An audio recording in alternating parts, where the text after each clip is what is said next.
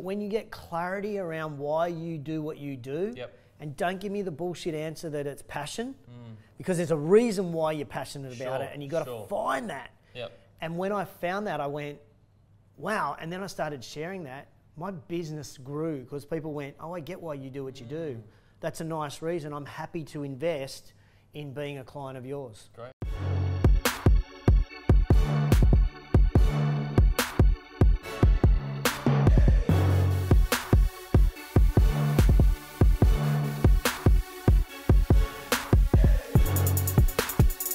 Hi, welcome to Industry Change, and today we're talking to a really special guest, and we're talking all about fitness and wellness in today's episode. And today I've got somebody who's been in the game for nearly 30 years, and I've got an industry legend who's been one of the first business coaches in the fitness industry. So I wanted to bring Justin Tamsett aboard. Welcome. Go, Rich. How you going? Good, thank you. Now, JT also known for short, right? Where'd you get JT, by the way? That came from a rugby union coach in about 1991. He started calling me JT, and it's just stuck. Good, I like it. Everything's shortened, and we're going to talk a little bit about stuff online and things, and I think today we shorten a lot of things. So Justin Tamsett, JT, now you run a company called Active Management, and you travel the world talking and presenting and teaching clubs and business owners how to run their business more successfully and retain their members. And I love your maybe mission statement that your company has, and it's all about reducing the cost of obesity around the globe.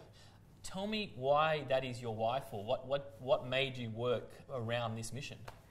Well, I think one of the interesting things about my career, someone asked me this just the other day, they said, so why did you get in the fitness industry? And the real reason I got in the fitness industry because I was at uni studying to be a phys ed teacher. And when you're at uni, what do? You drink a lot. So it made no sense for me to work in a bar. So I decided to get a job in a gym. And it was literally just because I needed to get a job. Right. I had no passion. I had no interest in fitness. Obviously I had an interest in sport because I was doing PE. But I was thinking I'd be a PE teacher because what a great life, PE teachers. But it was then that I decided, actually I quite like what I'm doing. I like the impact that I'm having on people's lives. But it wasn't until 2008 that when my daughter was born that I realised that there were so many people in the world that are getting older and getting sicker.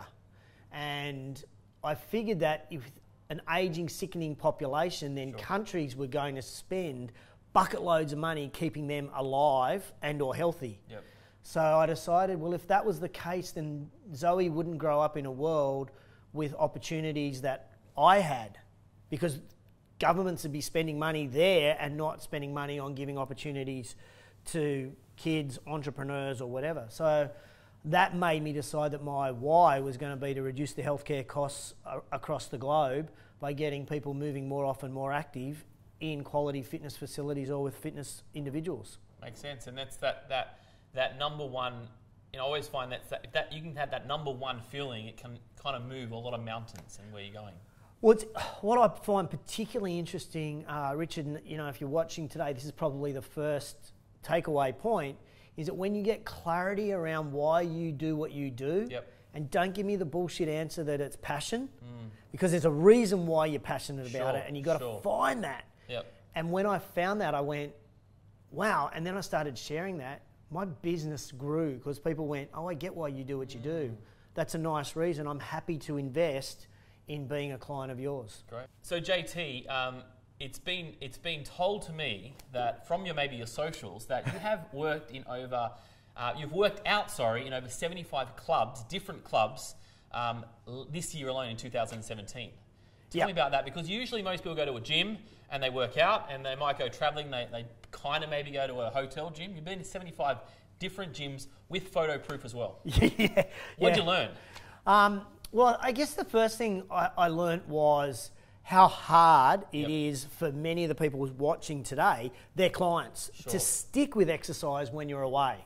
Okay. So the first thing and the reason why I do photographic evidence is that holds me accountable to my tribe and people, friends, that they go, oh, well, he's travelling, let's see where he's going to train. So if I don't take a photo, it's like, well, you obviously didn't train while you're away.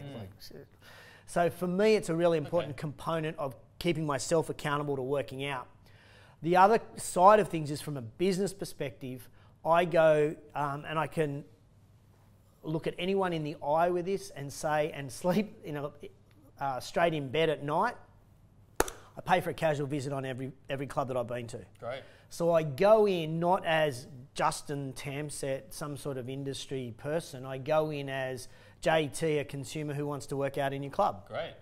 And so the reason I do that is I want to go in and get the true customer experience that brands promise. Whatever the brand, whether that be a hotel, gym brand, or whatever it may be. I want to go in and get that true experience, so then I can take that and work with that with my clients and say, this is what I learned from this brand. Great insights. And I want to go a little bit deeper on that. So over the space that you have been doing your your coaching and your business coaching in regards to clubs and health clubs and centres, and I believe that's from 2005, is that correct? You've been doing that for quite a while. And you've had your own clubs and bought them and sold them, so you've definitely got the experience there that you can give to others. What has been that one trend, could you say, in that period that you've seen either been the same trend or different trends happening in the place? Oh, look, I'd say that the most common trend in the last 30 years in the industry is treadmills, electronics, and strength training gets people results. Right. That's it. And I think sometimes as an industry we forget that our members or our clients, if they're not working out, they're not going to get results. When they don't get results, they're not going to tell their friends. And we're not going to get referrals, so we're going to spend more money on marketing. Right. And it's kind of this spiral. And I think as an industry, we actually have got to take responsibility for getting people to work out more. Oh, so that's the secret. You have to work out. You got to work out. Right. Okay.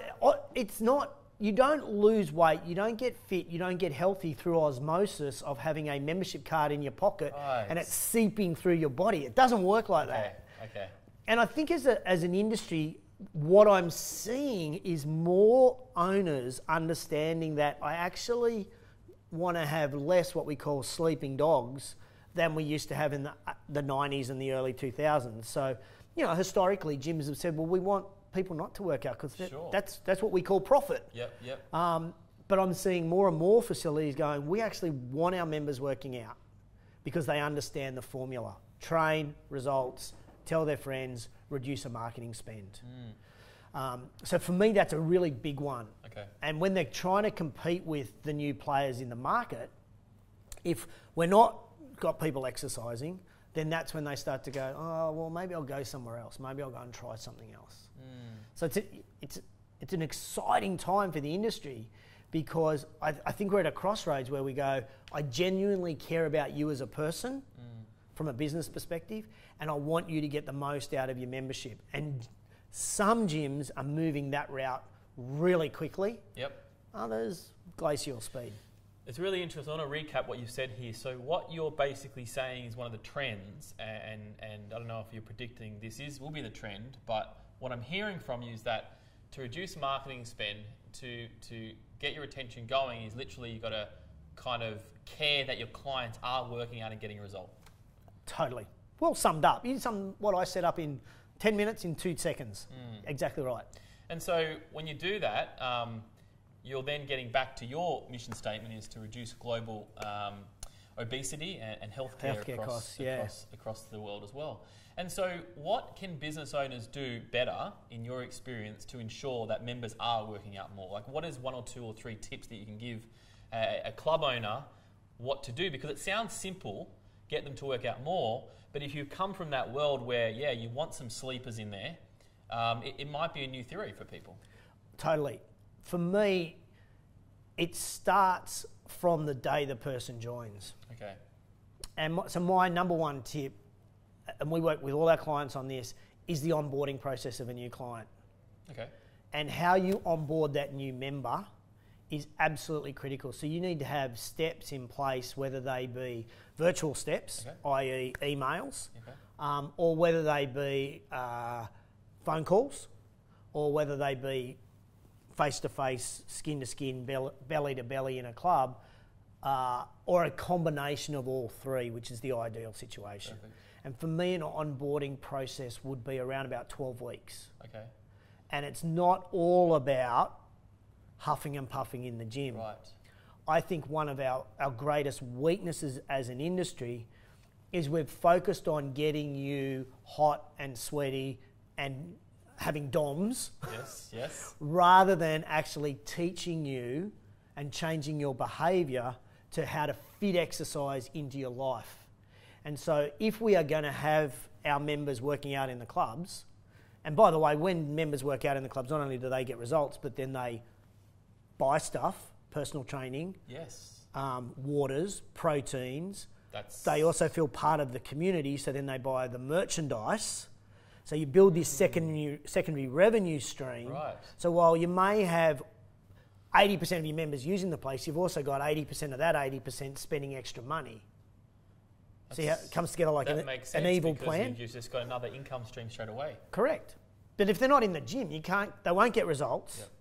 They won't tell anyone, so you're not going to get referrals, but you're also not going to sell anything. Great. So part of that onboarding process is to make sure that people feel part of the community. Part of the community. And the little saying that we have in our business is that people come for the content, but they stay for the community. Yeah. People come to the class or to the gym because of the equipment, but then they stay for the community. And I think this is some people may say this is a facetious view of the industry, but I try to simplify it, and that is this. In the 90s, we had health clubs. And so there weren't a lot of people that came to gyms, but they were health clubs. So when you came in, I knew your name. And then we went, well, let's commercialise what we've got. And as we commercialised, we went from health clubs to fitness centres where you did fitness. There was no community. You just came in, did your stuff and left. Sure, yeah. Then all of a sudden, someone came along called CrossFit. And people look at CrossFit and say, oh, it's the intensity of the workout. People just wanted to do something different. I actually call bullshit on that. Yep. What they came along is they created a community. And people joined CrossFit for the community. And Coach Glassman is on the record of saying, I want in every box around the world such a community that if Richard's car breaks down, I will go and pick him up to bring him to the box to work out. Solid. Now that doesn't happen in fitness centres. Yes. It used to happen in health clubs. Yep. So I think we almost have to go back to the future and say, all right, let's get our shit together and let's go back and build this club. And so that onboarding process is about integrating the person into the community of a health club so that I know what's expected, I know what I'm going to get, and I'm going to connect with other members, I'm going to connect with the team, and this now becomes a safe place for me to come and work out where I can be my normal self. And that will in fact be beautiful because it becomes less intimidating for the person who's not fit. I think that's so many cross-pollinations that you've talked about here, and I know you do a lot of work in marketing, leads, and really making sure your clients are retained, but it sounds like everything will formulate from this. The reviews will happen, the leads will come through much easier, they'll stay in retention much longer just by this one method you're talking about. Look, a magician should never say how he does his tricks. Sure. So because it's just you and me talking, and we know no one's watching, I'll just tell you. I do the marketing and the lead side of things because that's what gym owners want. Sure. And that's often the thing that would get me through the door. But once I start talking to them, I go, actually, we've got to pull this right back and look at, going back to why you do what you do, what's your philosophy, what you're trying to create here, and then, you know what? The leads will just happen. It's not like the marketing. It's not, I guess as an industry, we confuse marketing and advertising. Yes. So people will say, can you come in and help me with my marketing? But really it's, can you help me with my advertising? The marketing is what we're talking about. The marketing is what's the culture that we've got in the business? What's our philosophy? Yeah, we do the exact same thing when people want to come in for Facebook ads and websites. We have to ask them the question, who do you want to try to attract, and what's your culture and what's your brand? Because otherwise everybody could run the same advert on Facebook. They could run the same email campaign. We have access to every single free resource that's out there today, but we don't have access to, we just need to understand who that person we're trying to tap into and how can we connect them. Let me ask you this question. I'll turn the table on the interview.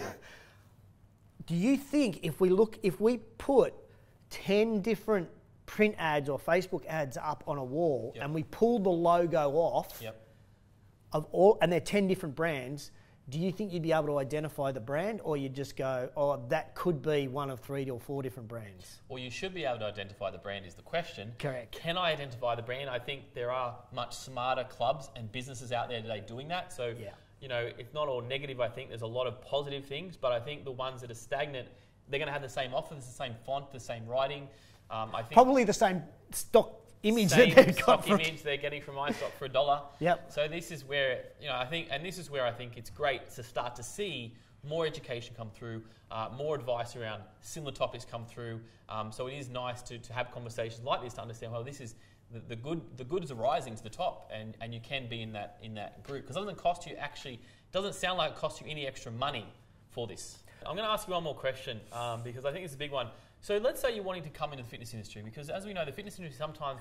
Come in the industry now? Yeah, like brand new in the industry. They've seen the industry exploding and they're going, hey... Yeah, I'm not doing that. You're not doing that? Okay, but if they were coming in, I want to open up a club or I want to be a personal trainer, where do you think, you know, I guess the question here is like, can you have outsiders come and own a club, or do you think the best club owners are coming within the industry, like they've been a PT and they've kind of worked their way up? Because what I'm hearing here is you're talking about trends that are coming through, Barry's boot camps, things like that.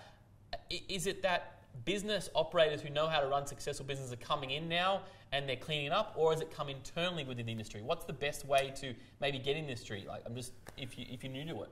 I think the people that are in the industry and have grown up in the industry look at the industry and go, how can I be like the industry? And I'm passionate about the industry. For the people that are now investing in the industry, they're the outsiders and they're coming in and going, this is a business. Yep. And so we're going to create a business here. And while I might like exercise, I'm not passionate about it, and I can see the value of it for everybody, but I'm going to run this like a business. And so I believe that in 2018, 19, 20, 21 and moving forward, is that as an industry, we've actually, whether you are growing up in the industry or you're just coming in, we've got to take what we're doing off the kitchen table and go to the boardroom. Okay. We've got to make this a proper business. And so for me, the big businesses that are coming in, or the new people that are coming in, they're saying as outsiders, we need to create an experience for people. Yep.